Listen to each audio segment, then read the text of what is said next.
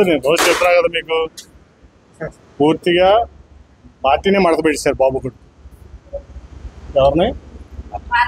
Telugu Desam party పాపం నందమూరి తారక రామారావు గారు 1982లో 42 మార్చిలో మొదలుపెట్టాడు. జనవరిలో అధికారంలోకి వచ్చాడు. 9 నెలల్లో ఈ బాబు కొడుకు ఏం చేశారంటే పూర్తిగా కుర్చీలు మడతపెట్టుకోవడం కాదు, పార్టీని మడతపెట్టారు. ఏ రోజన్నా మీరు తెలుగుదేశం పార్టీ రాజ్యసభలో లేకుండా పోతుందని ఊహించడం మీడియా ఊహించరా? ఊహించలేదు కదా. ఇవాళ ఖాళీ అయిపోయిందిగా.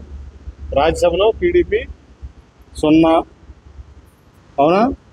తెలంగాణలో 0, కనీసం పోటీ కూడా చేయలేకపోయావు. అంతకుముందు బీజేపీతో కలిసి పోటీ చేసావు 14లో, తర్వాత కాంగ్రెస్తో కలిసి పోటీ చేసావు 18లో. ఇప్పుడు టీడీపీకి తెలంగాణలో 0, రాజ్యసభలో 0, నెక్స్ట్ ఆంధ్రలో 0.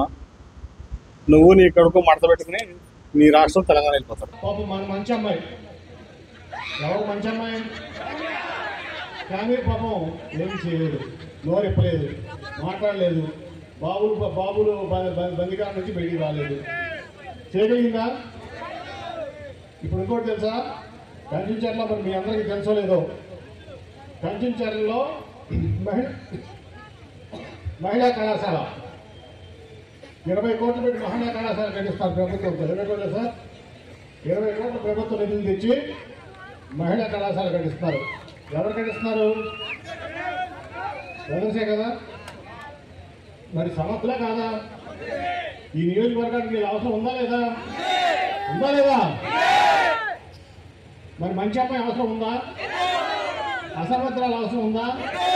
మరి మనం ఓటు వృధా చేసుకోవచ్చా? తెలుగుదేశం కూడా అడుగుతున్నాను నేను. తెలుగుదేశంలో కూడా అందరూ నా ఆత్మీయులే. కానీ మీకు తెలుసు, గత 5 ఏళ్లలో కానీ, గత అంతకుముందు ఆవిడ ఎమ్మెల్యేగా ఉన్నప్పుడు కానీ, ఈ నియోజకవర్గానికి ఆవిడ చేసిన మంచి పని ఒకటి చూపించడం నేను మన తెలుగుదేశం అని అడుగుతున్నా. నేను ఇప్పుడు 9.5 ఏళ్ళు, దాదాపు 10 ఏళ్ళు 2 సార్లు ఎంపిక చేశా. ఒక్క మంచి పని గత 20 ఏళ్ళు. ఒకసారి దేవినేని రమణ గారు ఉన్నప్పుడు కొన్ని లిఫ్ట్ ఇరిగేషన్ స్కీమ్స్ వచ్చినాయి, దాంట్లో డౌట్ లేదు, మనం ఒప్పుకోవాలి, నిజం. మిగతా డెవలప్మెంట్ ఏమి కూడా చేయాల.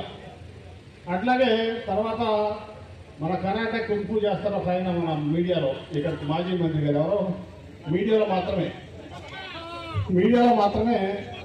కానీ ఆ తర్వాత 99లో 2004లో ఇక్కడ 99లో అనుకుంటా, 99లో గెలిచాడు నందిగామ జగన్.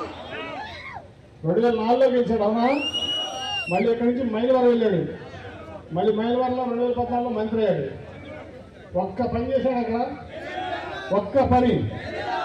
పోలవరం కట్టారంటాడు, పట్టిసీమ కట్టారంటాడు, లక్షల కోట్ల రూపాయలు మరి డ్యాములు కట్టారంటాడు. కనీసం ఒక లిఫ్ట్ ఇరిగేషన్ స్కీమ్ ఒకటి తీసుకొచ్చాడు నందిగా మొత్తానికి. మరి తీసుకొచ్చారు కదా మన వనితా బ్రదర్స్.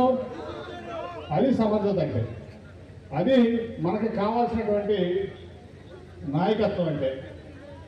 ఇవాళ కులాలు మత ముప్పాళ్ళ గ్రామ ప్రజలందరికీ కూడా నేను చెప్తున్నా, కులాలు చూడొద్దు, మతాలు చూడొద్దు, వర్గాలు చూడొద్దు, పార్టీలు చూడొద్దు.